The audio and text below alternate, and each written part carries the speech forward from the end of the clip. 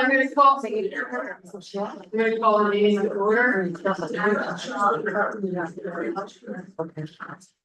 In accordance with the provisions of the New Jersey Code 31, laws of 1975, adequate and electronic notice of this meeting was provided to the public notice on January 11th, 2024.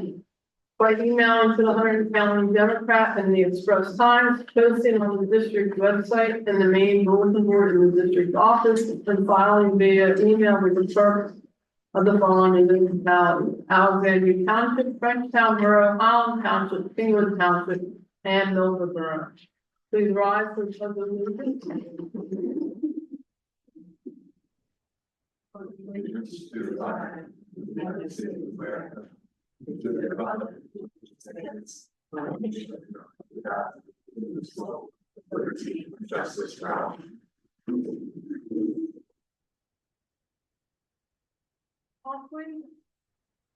Ms. Campbell? Here. Mrs. Fulton? Mrs. Drake? Here. Mr. Lockwood? Mr. McGuire? Here. Mr. Allen? Here. Rowdy? Here. Mr. Samini? Here. Ms. Gordon? Here. All right, we'll move on with presentations. I'm going to start off with student recognition for Student of the Month, Mr. Cade.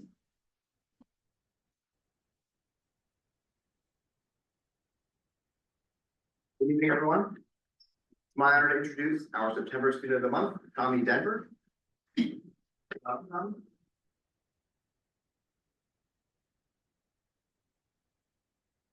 Tommy's a sophomore who's already made a lasting impression in both the classroom and around our school.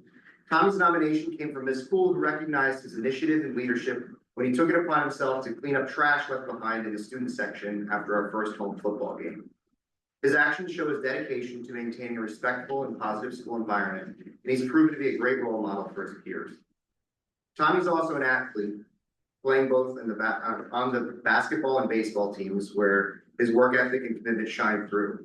While he loves being part of the enthusiastic fan section during football games, he's eagerly awaiting winter when his own sports seasons begin. He's incredibly passionate about his role as a student athlete and balances commitment to sports with an equally strong dedication to his academics. In the classroom, Tommy's an ambitious student taking on a challenging course load this year with the goal of achieving straight A's. His teachers all agree that he's not just a strong student, but also a thoughtful and active participant in the discussions. One class that stands out to him is drawing, where he's developed a fascination with art, particularly with two-point perspective. His passion for art is clear, and is a subject that allows him to express his creativity and attention to detail. In addition to his artistic talents, Tommy excels in business class as well. His teacher, Mrs. Kapitanakis, remarked on his impressive understanding of financial literacy, saying, "Tommy has an A+ in my class. He seems to already have a strong grasp on financial concepts. When I ask students to reflect on the financial decisions they've made, Tommy always has a well thought out, insightful response. He actively engages in class discussions and seeks clarification when needed, showing a genuine desire to learn." Tommy's teachers all agree that he brings enthusiasm, curiosity, and a collaborative spirit to every class. He's not only committed to excelling academically, but also demonstrates maturity and responsibility that extends beyond his schoolwork. Please join me in congratulating Tommy Denver, our September Student of the Month.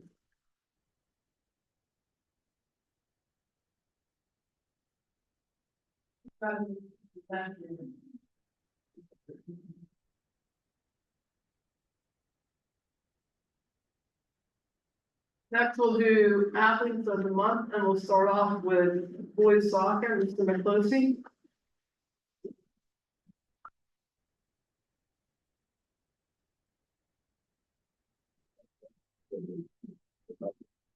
Okay, so I think they may have had a game and they're not back. They're not back yet, so we'll move on to field hockey.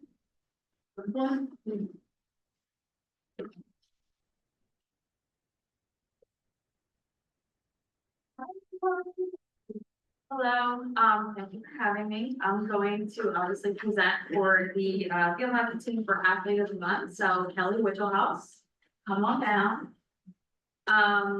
Just a little background.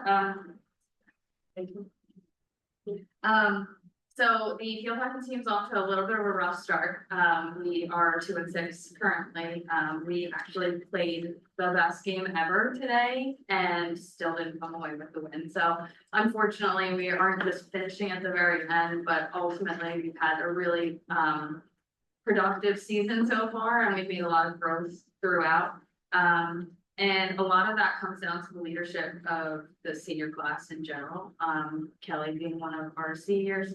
We have 7 seniors. They've all been so fantastic, and you know, choosing an athlete of the month was very difficult for us.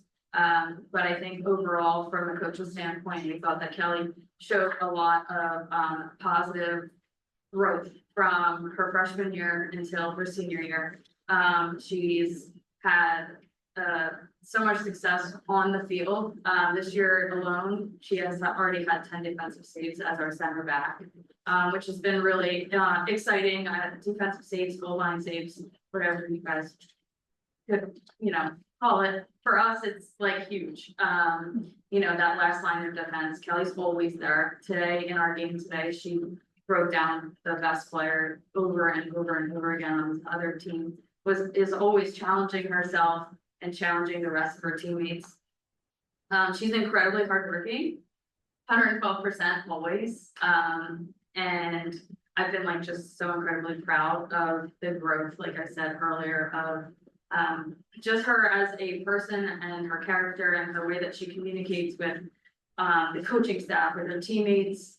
And sorry, would have been cool.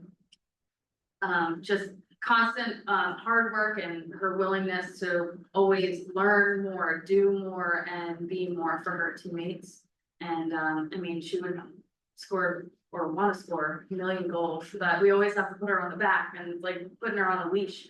She wants to go up there and score, but we need her back on defense, and she knows that role, and she's taken a lot of pride in that. And I don't know, I could go on forever, and I'm not going to say that for another day, but I'm really proud of Kelly. I think, like I said, we have so much leadership on our team, but she really stood out to us from day one, making an impact positively with just her efforts and her great attitude. So, congratulations. Thank you.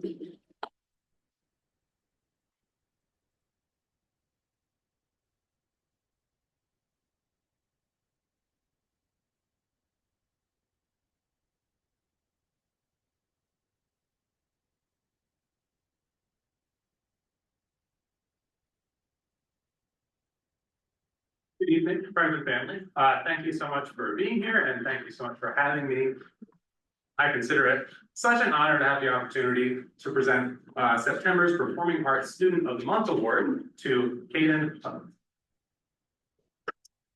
So Kaden is my color guard captain in marching band and has earned this recognition by going above and beyond the call to duty. I'm very grateful and proud to have grown this program to the place where it is right now. But the reality of a marching band program in Hunterdon County means it's difficult to hire a color guard director with real color guard expertise. This is the type of activity that if you don't start it in high school, you have no opportunity to do it. We've only got 5 high schools out here. So the pool of expertise is relatively small. We've made such a fantastic addition to our staff this year with Andy, but unfortunately, he doesn't bring any color guard expertise. And here enters Kaden. So this summer, Kaden made one of my band director dreams come true by marching as a member of Drum Corps International All Ages Fusion Corps, which, to put in perspective, because usually we're a little bit more familiar with professional sports, that's essentially the AAA version of the MLB. There is no higher level than DCI in marching band, and Kaden participated in the next step.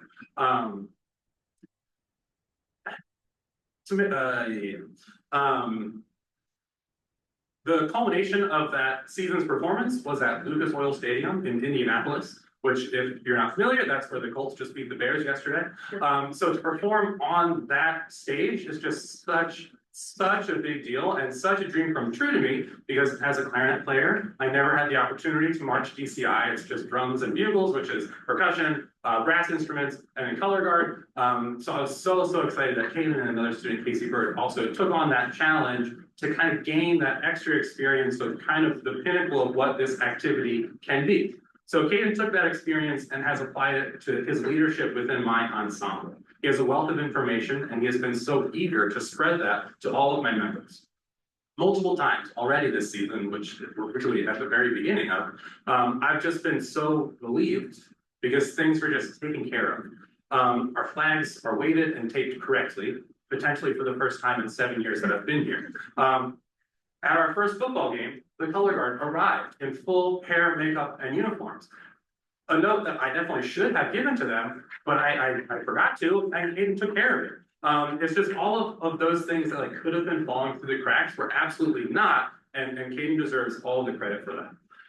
Most importantly though, our guard members have somebody that they can look up to, who's always going to be there to answer them questions, to give them encouraging words of support, and to kind of be that example of what you can grow into if you love this activity and dedicate yourself to it.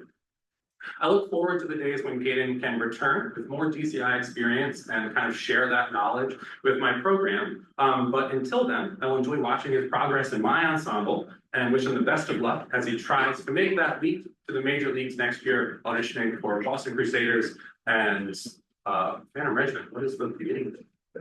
It's just all that. Phantom Regiment, Mountain Ohio, which is like one of my favorite sports. Congratulations. Congratulations.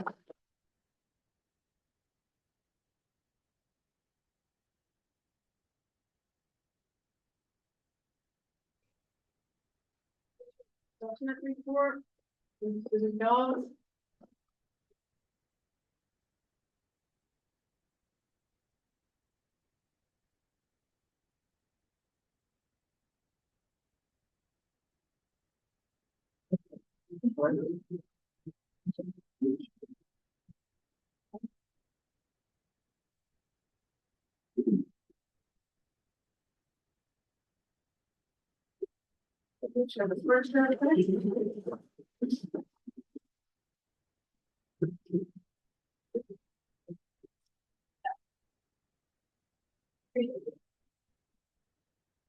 Thank you for having me. I'm Sarah Sicily, Director of Curriculum.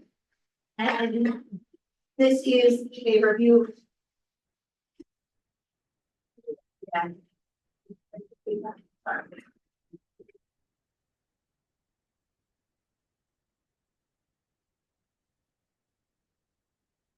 I do this.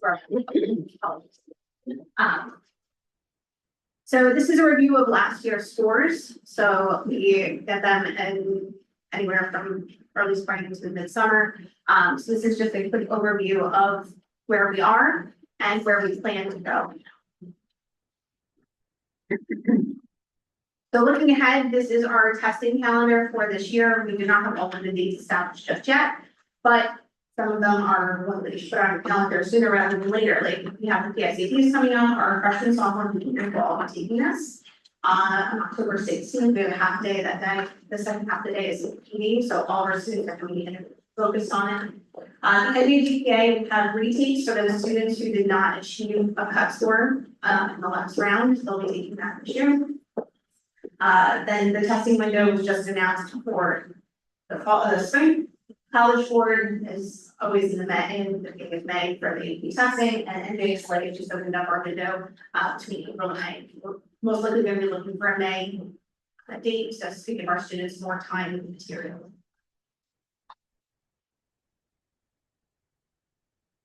So this is the lots of data for the NJSLA spring English. So the English supervisor, this is the stuff that's near and dear to my heart.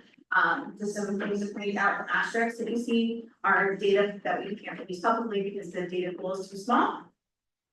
But some highlights of our English that are for our grade 9 students who are current sophomores, we were over the state passing average by 5%. Importantly, we're closing the male-female achievement gap. So most likely know the idea that girls are not good at math and boys don't read. So we are really looking to make sure that those stigmas kind of go away. And that boys feel like they can read and girls feel like they can do math and science and engineering and all that. So we're trying to throw those things, those stereotypes to the wayside. So we are closing that gap and you're improving outcomes specifically for students with disabilities. So we're seeing an increased passing rate there. For our Algebra 1 grade 9, this is the majority of our freshman students are in Algebra 1. We know that this is the place where we have the greatest opportunity for growth. A majority of our freshmen are at 13% passing. So this is where a majority of our efforts are going to lie this year. And that we're hoping to improve that by the end of the year. We're doing coursework placements and more ways to support our students and staff in this area. Geometry grade 9 is where our higher level students, they would have had to have completed Algebra 1 while they were in 8th grade. This is where those students are. It's a much smaller population. That's why you see a lot more asterisks on the screen. But we're 10% over the state passing average at 59%. We have an equal percentage of males and females passing. And 18 of 19 students were right on the cusp of moving to the passing rate. So we know that that population of students is right there. We can spend that time and get them across the finish line, and that would increase this group to about 98% passing. Those are our freshmen. Our juniors PP science assessment. The science assessment is required to test, but it is not currently a graduation requirement. So students don't have to pass it in order to graduate. But regardless, our rate is still 3% over the state passing rate. The state passing rate is at 28%, we're at 31%. This is another area where we've identified multiple ways that we can get our scores on here.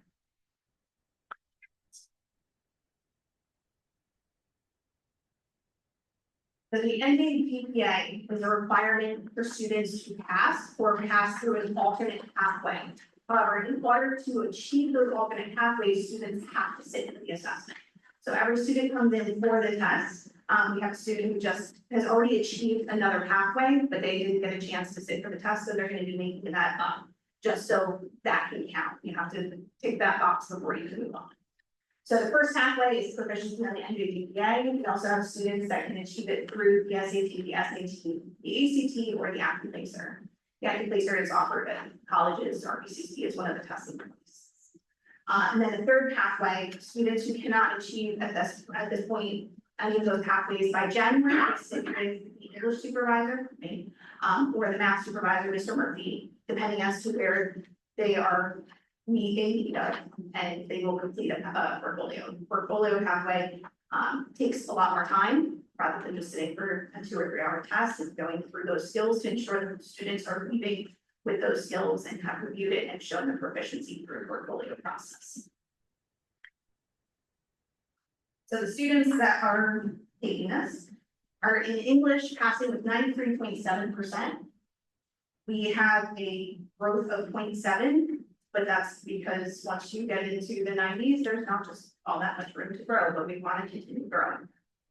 Almost 12% over the state passing rate, and 85.7% of our students with disabilities are passing, which is showing a growth of 8% in the previous year. So this is a population that we're seeing growth in. That's really important. For mathematics, we did see growth yet again. So New Jersey had a passing rate of 54.7, whereas we had 63.4%. So this is about 8% over the passing, over the state passing rate.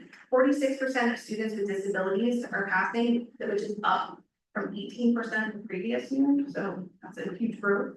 And we've had similar passing success with males and females. So once again, just kind of knocking down their stereotypes. This is a snapshot of the class of 2025. So these are the current seniors. This is where they were freshman year to where they are or where they were junior year. So it's not an identical test. It's not taking the same test, but it's the same skill sets. So we see huge growth between comparing PLA and comparing the math from 23% to 63%. So within that cohort, we're still seeing an additional set of growth.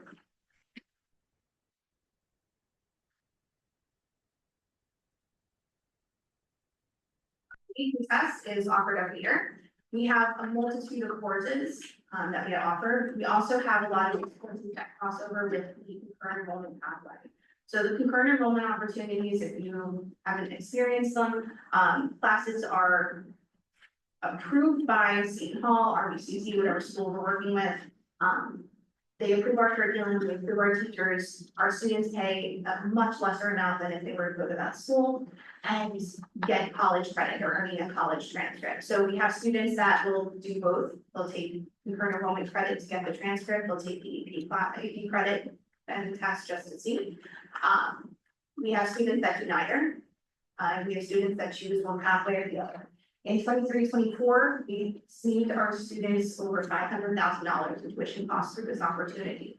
The kids left with over 400 college credits. So that means that they can transfer them, they don't have to go to RV, they don't have to go to Seton Hall, they're taking those credits with them. But we know that this opportunity can impact how many students are taking AP when they're given both of those options. So we did see a drop in the number of exams.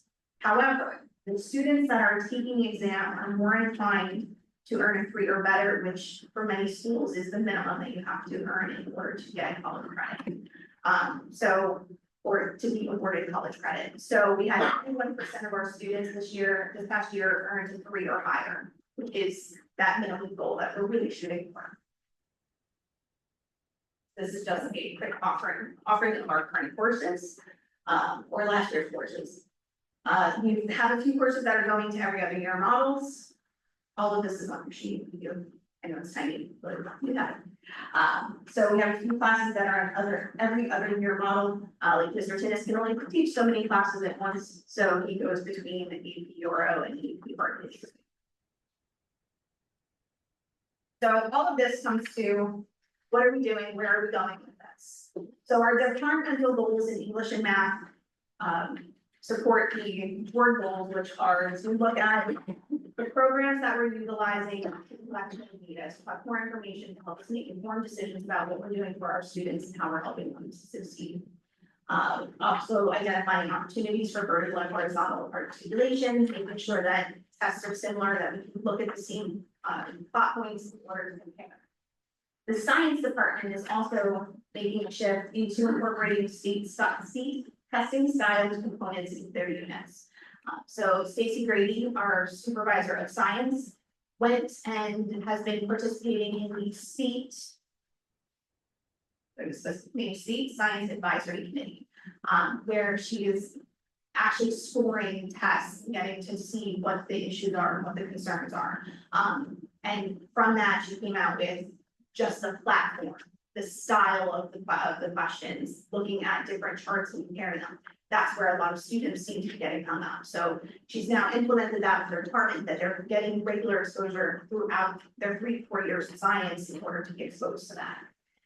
Implementation of summer math camp. So we've identified that math is one of our areas where we can see the greatest improvement. So this year we offered summer math camp. We had several students participate. The feedback from parents was positive, thanking us for it. Some of the kids took the SATs over the summer. It's a nice brush up. We provided it to students who just wanted to come in and sit and work with teachers. There was a curriculum, they could also get extra support. Implementation of math help on Google Meet. So every Wednesday, and this is a big plug, every Wednesday at 7 o'clock, we have 2 math teachers online. Students are logging on, they're going into breakout sessions, and they're able to get help with their homework, just review, listen to what other kids are struggling with, feeling like they're not so alone, but getting another math person who knows what they're talking about. And then we're continuing PSAT and SAT prep sessions. They're starting next week and running through in preparation for the PSAT and giving another opportunity for those students that do need to achieve cut scores to get some practice and exposure there. Finally, we're evaluating academic placements, course leveling, course offerings to ensure students are receiving appropriate support and challenge. Implementation of the Explorations in Science course started this year. This is a math-focused science course to support physics so that the students are getting a lot more math support instead of just diving right into the physics concepts, which are heavily math influenced. And then staff participation, as I said, Stacy Grady is a part of the Science Advisory Committee.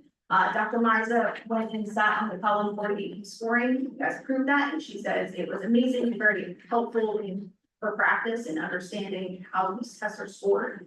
And I've sat on the state English and JPA and NJS committee, which also helps to give us insight into what the test looks like, what are the struggles, where is the cut score and how is it being made.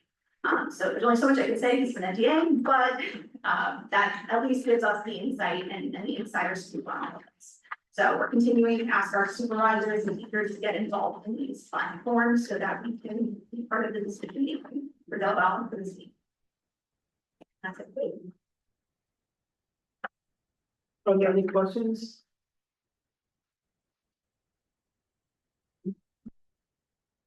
So if you have questions, once you made it further, please feel free to reach out to Scott. Thank you. We'll move on to management reports, Mr. Case.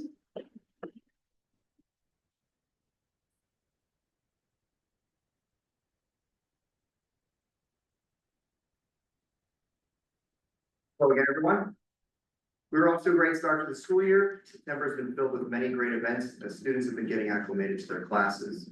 On Thursday, September 4th, we welcomed our parents to tour our building and meet with their child's teachers at our annual Back to School Night program. On Monday, September 9th, we held our September faculty meeting in the auditorium.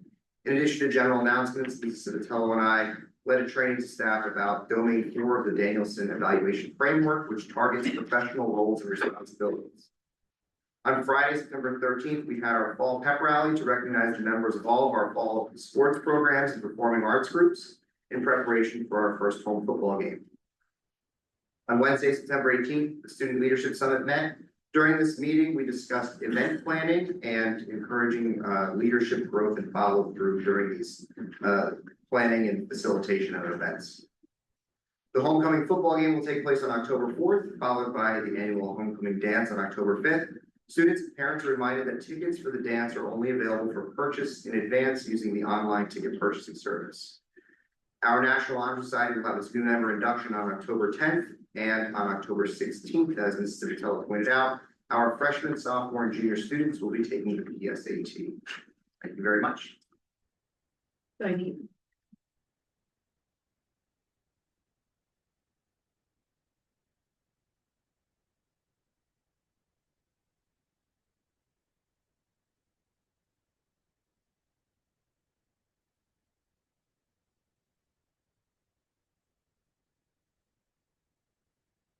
We're going to move on to public comment.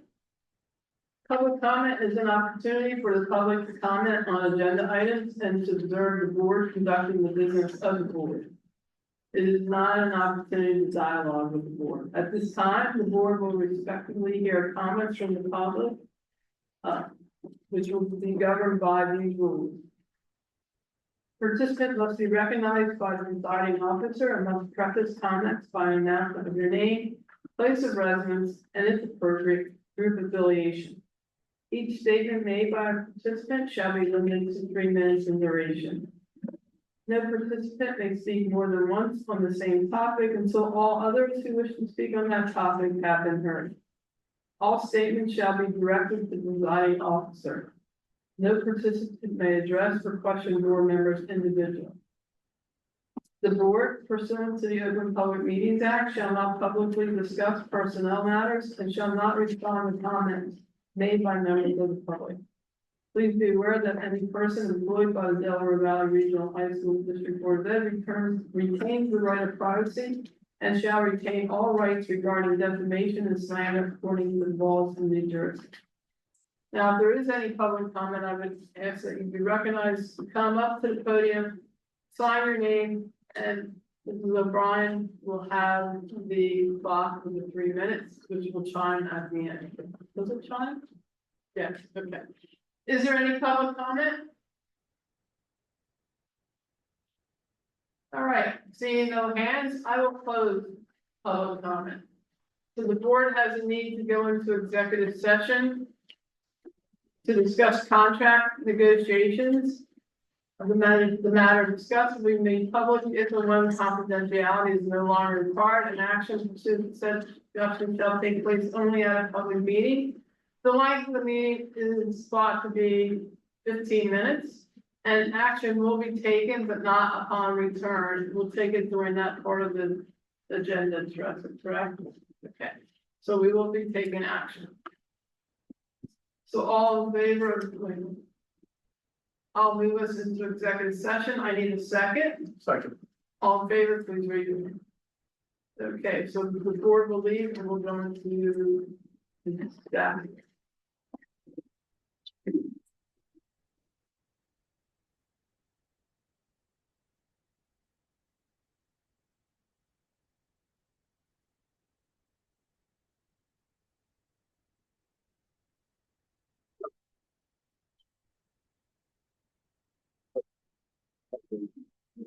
That's all.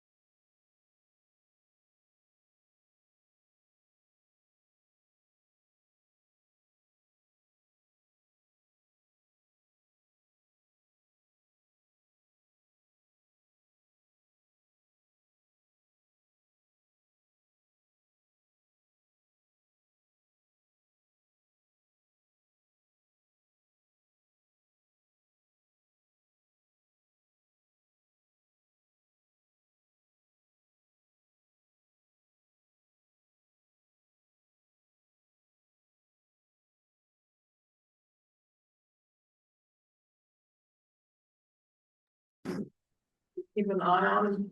But I did want to let everybody as a reminder, one of our goals was training, and we will have our first training in October at our October board meeting on ethics. And the meeting will start at 6:30. Is that all right? Everybody can make it 6:30 start. It will last about an hour, and then we'll go into our regular business.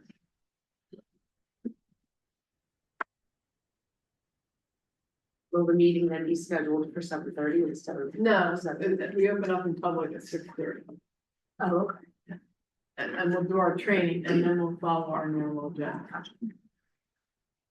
And then for the second goal, in terms of advocating for our fair share of state aid to those tuition students, I'm gonna establish an ad hoc committee. It'll comprise of a couple board members, along with Scott and Teresa. And probably myself, but if there's, I'll probably have Tom lead it, but if there's another board member that'd like to be on it, please let me know. It's Scott. Good evening. Before I begin with a brief update on the progress of our district goals and strategic plan, I'd like to personally and formally welcome our student representatives to the board. I look forward to working with both of you and hearing your contributions to the meeting. So first, we recognize Jaden Perez, who is now our senior representative to the Board of Education, and I'm proud to introduce Isabella Diaz, who is our junior representative, and they are both going to briefly introduce themselves and share their reports with the board. So I'll turn it over to you, Isabella. Thank you. I'm Isabella Diaz and I'm the junior representative here for the board. I'm involved in several club activities here at Del Val. I'm Key Club President, Student Council Vice President, and Thespians Vice President. I'm very involved with the performing arts community, play soccer, and I'm glad that I can make a difference for the school and inform people of what's going on, especially the student body. Cool. Thank you. Your report. So the clubs at Del Val have kicked off the 2024-2025 school year with an agenda of exciting events and a series of goals that will boost their outreach and get the new freshmen involved. Many organizations have already hosted their first meetings of the year in order to gauge interest, recruit members, and introduce new members into their group. These clubs include Students Against Destructive Decisions, or SAD, Buddies Unified, Sport and Spirit, Bring Change to Mind, Book Club, Cycling Club, Future Business Leaders of America, Key Club, Model UN, Environmental Club, International Club, Student Council, Tennis Club, and Terriers Against Cancer. The Student Leadership Summit gathered on Wednesday of last week to discuss how to strengthen their approach to organizing club members and managing activities. Numerous of the clubs expressed their need for volunteers to assist with their events, and students of other organizations are planning on collaborating with their peers. Some of these include the peer leaders looking for volunteers to tour the building with Hall of Fame induction ceremony members. Unified Soccer is looking for volunteers to assist in upcoming games. SAD is compiling activities for the Week of Respect, and other groups are interested, they can team up with them.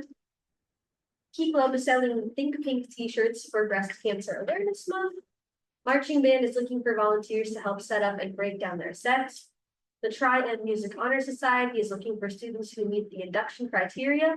All of those interested in the application will reach out to Mr. Kamano.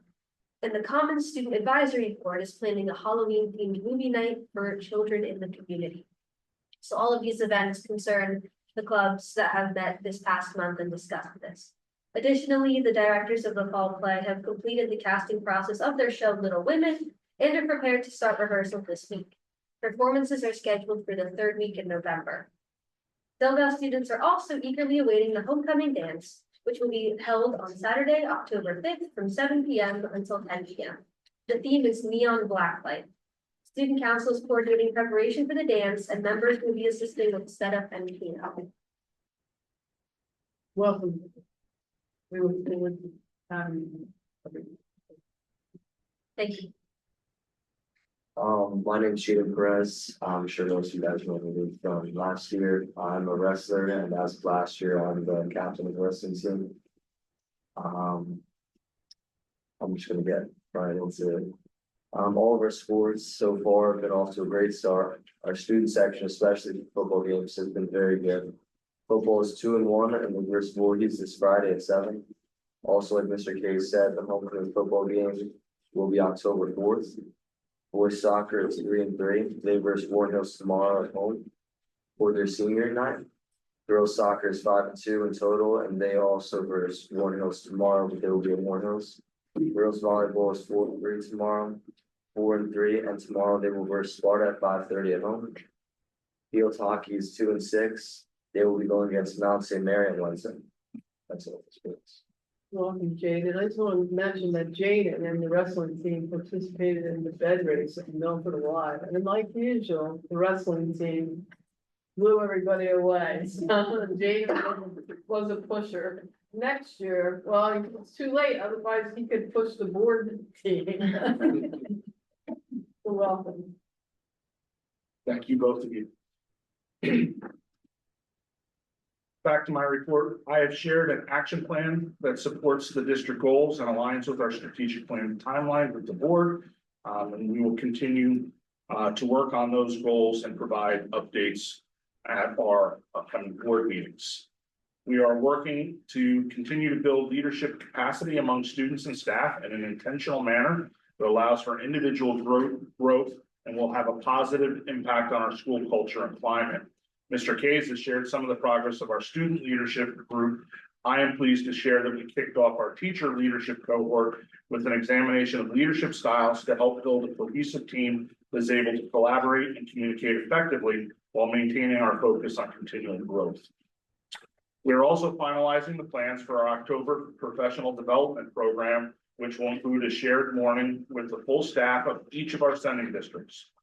While articulation has taken place each year, this is the first time in recent memory that everyone will be together to support professional learning and develop a plan to share our expertise in the interest of all of our students. I'm excited about this opportunity and look forward to this becoming an annual event and the norm for our school community. I also wanted to share that I participated as a representative of the Government Relations Committee of NJASA, my professional organization. We received a number of updates and discussed the status of school funding, USAC evaluations, facilities funding, and the teacher shortage. I was able to share our district specific concerns about the state aid funding for students attending the VOTEC and Academy programs, and I hope to continue to work with this group to advocate for our students, schools, and our families. This concludes my report. Great. Do we have any questions on that report? All right, we have no action, so we'll move on to Russell to your report. So our next meeting is October 28th, and we'll remind you as it's closer again, it will be starting at 6:30. We'll be coordinating with Ms. Campbell for the October Villas review. The New Jersey School Boards Association Convention is October 21st to the 24th. Those that are attending will receive information as we get closer to those dates. And I just wanted to bring to the board's attention that there have been some the first significant overhaul to the Open Public Records Act since the first initial introduction of the law. So on June 5th, 2024, Governor Murphy signed a new OPRA law, which changes several things. One is that there is a standardized form amongst all school districts, all public entities, municipalities. We are all required to adopt the same form that is developed by the Government Records Council. The district will require that all OPRA requests be submitted on this form. The form is posted on the district website. Some of the changes to the form is that it shall include space for requester to certify whether the government record will be used by the requester or another person for commercial purposes, and the requester shall be required to provide this information for the request to be filled. Some of the other changes is it makes the recovery of attorney fees in the Government Record Council and Superior Court challenges to OPRA productions almost impossible. What that means is if there's a challenge by the requester that the district didn't comply with the form with the request. A lot of times the requester will pursue attorney fees and sue the school district to get the information that they're requiring, and those fees have been able to be passed along to the school district to pay those fees. That is no longer the case. Those fees will be borne by the requester. It provides additional protection for personal and confidential information. It prevents the production of drafts and other deliberative information, so anything is in a draft form or is deliberative amongst the school district or the administration, it is not considered an operable document. Prohibits the use of Oprah by data brokers to secure information for sale. This is a common thing. A lot of times our Oprah requests are for, we want all of your purchase order information, all of your vendor information, and they get that information and then resell it to others. So that is no longer allowed. Prohibits the use of Oprah to avoid discovery orders and pending litigation. This is another avenue that has been used if there's pending litigation against the school district. Sometimes Oprah has been used to gather information in order to assist with those litigation cases, and that is no longer allowed either. And it also provides a mechanism for courts to sanction serial requesters who misuse Oprah to harass school districts. And that is through the courts, of course, but at least there's an option available if that's something that we're dealing with. So I wanted to bring these changes to your attention, to let you know that that's something new and we're learning. I'm sure there'll be court cases and all kinds of things that are come out of this, and it'll grow and change as we go through that. But right now, that's what the new law states. Thank you. You're welcome. All right, so for the board members that are attending the convention, it would be great if you could share, like, when you attend the training, share maybe with the board at the October board meeting, one of the, training highlights. It doesn't have to be all the training, but maybe pick out one that you've gone to and share, the information from it. That's your homework assignment. And Aaron, I put you on the December bill review. Okay. I need a motion to approve the minutes as noted for August 26th. I need a second. Second. Any questions on the minutes? Roll call, please. Ms. Campbell, Yes. Mrs. Drake, Yes. Mr. McGuire, Yes. Ms. Finelli, Yes. Mr. Proudy, Yes. Mr. Semini, Yes. Ms. Gordon. Yes. Bill, I don't think we'll move on to board liaison reports. I don't think there's been a meeting. A week from today, next week. So Frank, anything on those that? Yeah, just the last thing, I mentioned at the last meeting, and they approved it at the most recent meeting, but they approved student summer maintenance workers at a rate of $16 per hour, for 20 hours, and they had 2 students participate in that. So I just thought it was interesting that they're, using students for some summer hours there, and I think it's kind of a neat experience for kids to be able to come into that school and work alongside the maintenance workers and kind of see how things work. I think it builds a sense of pride in the school too. Did you say they were paying through a grant? I thought. Then I may have said that at the last meeting, or there was a grant that I mentioned last time. Yeah, that they had applied for, but this was in the most recent meeting, the grant wasn't mentioned. It's just $16 per hour, 20 hours each, 2 workers. 20 hours each for the summer. Yeah. So not a ton of time, but still kind of a neat thing. I don't know, Scott, maybe that's something we can just discuss in committee. Other than that, there was nothing else noteworthy. And your son's not here, he was not feeling well. I don't think, is there any more on the legislative front for us, and needs to be shared with the board? Okay. So we'll move to operation. Bill, you're gonna do a report, I know you can do it, right? Yeah, so, among other things, we discussed the paving project. The parking lot paving project, which is basically finished with the exception of approximately 9,000 square feet, still unpaved.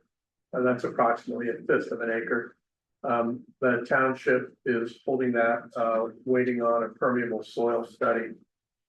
And, we are waiting on, more from our architect, more information.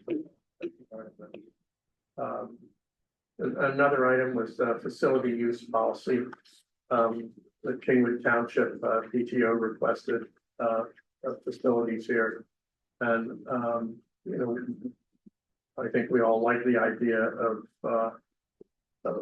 especially sending districts being able to use facility. We have to do a little work on clarifying the policy and regulations. Food service POS updates seem to be working well and as planned. And we have an updated chemical hygiene plan. It's a very thorough update, and we'll take on action on that this evening. And the action items are 10-1 through 10-8. And if I may, I'll bring those. Okay, and then I need a second. Second.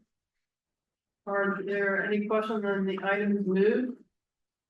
Yes, there is one added agenda item for operations, so this was the addition of, a transportation route, one of our contracts with Hunterdon County ESC. So we need to revise the motion. To 10-9. I need to. All right, so really move it again and then move. Okay. Okay, so I would like to move 10-1 through 10-9. I need a second. Second. So is there any discussion on the items moved? Questions?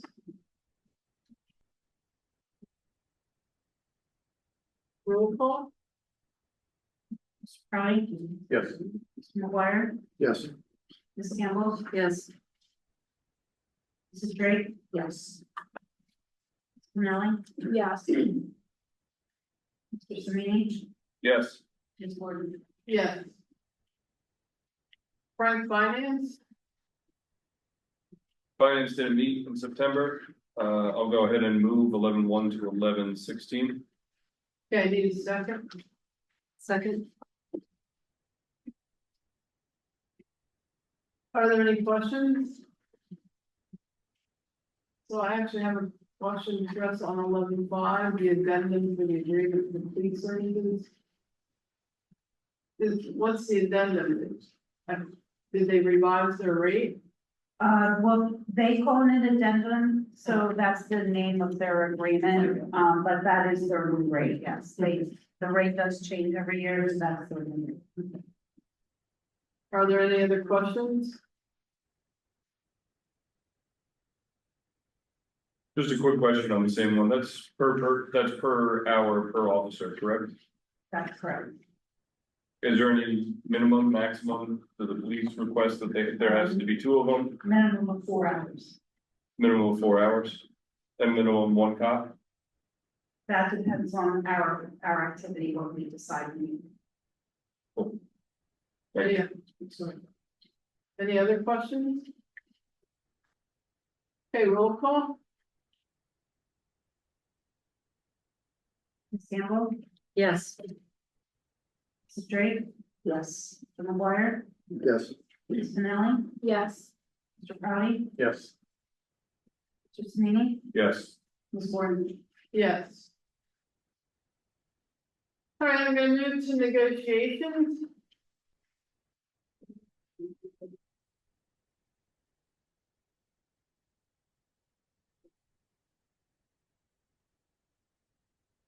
Right, so I'm gonna read the resolution that addresses the ratification of the contract between the Delaware Valley Regional Board of Ed and the Delaware Valley Regional Education Association.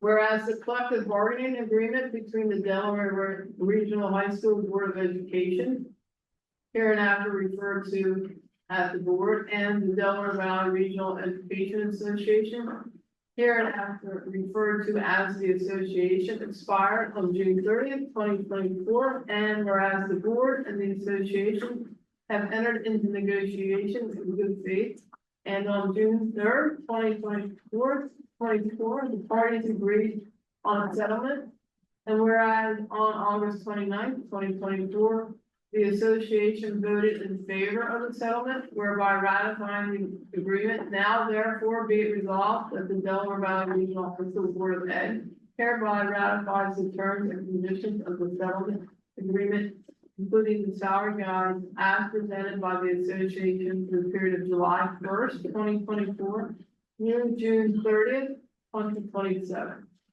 And the raises for each of the years starting with 2024, 25, was 3.5, 25, 26, was 3.4, and the last year of the contract is 3.3, which is at or below the Humphrey County average.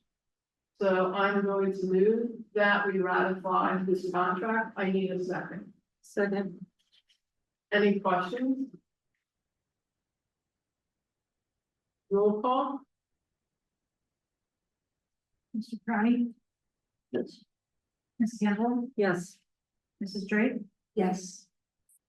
Mr. McGuire, Yes. Mr. Nelly, Yes. Mr. Sweeney, Yes. Ms. Gordon. Yes. So I just want to first thank the board committee for their time commitment. It's never an easy committee to be on. There are long nights and there are many others. So again, thanks to the board committee. And I would also like to thank the DVREA representation that participated. I would like to thank them for their professionalism. It was very much appreciated. They were good sessions, and I'm glad that we were able to settle the contract and roll into a great school year. So thank you. Personnel, Tim. Personnel met last week. Discussion items regarding replacing the resignation for school psychologists. As of Friday of last week, there was no viable replacement. However, in finance section 11.6, it was recommended that we hire, it's in there, Mr. Lyman, he's a gas psychologist here at the school. So that would be the interim replacement. And then we also discussed the replacement for ASL instructor. Again, as of Friday, there was no viable replacement. However, plans are in place to use a substitute teacher to work with the molded online plan and in classroom plan. And Mr. Case will be sending out information to the ASL students and families explaining that. We have action items 13.1 through 13.10 on the agenda, and then on the addendum, we have 13.11 through 13.15. So I'd like to move those items. Second. Any questions? And just for the public, the addendum was the approval of all the new contracts based on approving the DVRHS contract. Okay, roll call? Mr. McGuire, Yes. Ms. Finelli, Yes. Mr. Crowley, Yes. Ms. Campbell, Yes. Mrs. Drake, Yes. Mr. Sweeney, Yes. Ms. Gordon. Yes. Tanya, policy? We did not have a meeting this month as there were no new policies to discuss. However, we have many policies that are up for tonight's second reading. And I will move to approve 14.1, the list of policies and regulations. Can I get a second? Second. Are there any questions on those policies that they read? All right, roll call. Mrs. Drake, Yes. Ms. Campbell, Yes. Mr. McGuire, Yes. Mr. Mellon, Yes. Mr. Crowdy, Yes. Mr. Simi, Yes. Ms. Gordon. Yes. So we'll move on to education and student affairs. Melanie, do you want to do the report or do you want me to do it based on my? I was there, but you wrote it, so I was Based babysitting 4 grandkids. based on my cookies, not as good as yours, but I'm not gonna touch upon all of them because many of these were already, so we discussed the testing assessment, which Tara did, a presentation on. Probably the biggest thing here is we've discussed the NJSLA and science assessment. They run over the course of 4 testing days. And by days 3 and 4, the students are just checking out. So, not of course. They would never check. But, so the administration is looking at ways to reduce the number of testing days. And at some point we'll come to the board with a proposal. And then, Scott, you didn't touch on American Sign Language. Do we have a plan in place? So yes, we talked to both student affairs and personnel committee. The plan will be to offer kind of a hybrid model where we will have a instructor in the room with an ASL background, who's not fully certified in his ASL yet, but will support the online version. So the students will have direct access to somebody that can support them through the plan. We are in the process of communicating that to our families so that they're fully aware that will take place later this week. So that they're aware, and then we will support that transition when our teacher's last day, I believe, is October 4th. Our existing teacher is leaving. All right, so Melanie, you want to take the action? Sure, we have a motion to approve a contract with, is it Educare for online access to ASL 1, 2, 3, and 4 courses for the 2024-2025 school year at a cost not to exceed $43,727. So I will move that. Need a second? Second. Okay, any questions on that action? Okay, roll call. Ms. Campbell, Yes. Mrs. Drake, Yes. Mr. McGuire, Yes. Ms. Manelli, Yes. Mr. Crowdy, Yes. Mr. Simi, Yes. Ms. Gordon. Yes. All right, I did not see any new public come in, so I'm not gonna read the rules again. Is there any public comment? Okay, haven't seen no hands. I will close public comment. There is no need for the board to go into executive session. I will need a motion to close so we can watch and choose between what Monday night football games we want to watch. I don't need a second. Second. All in favor, please raise your hand. Okay. Thank you.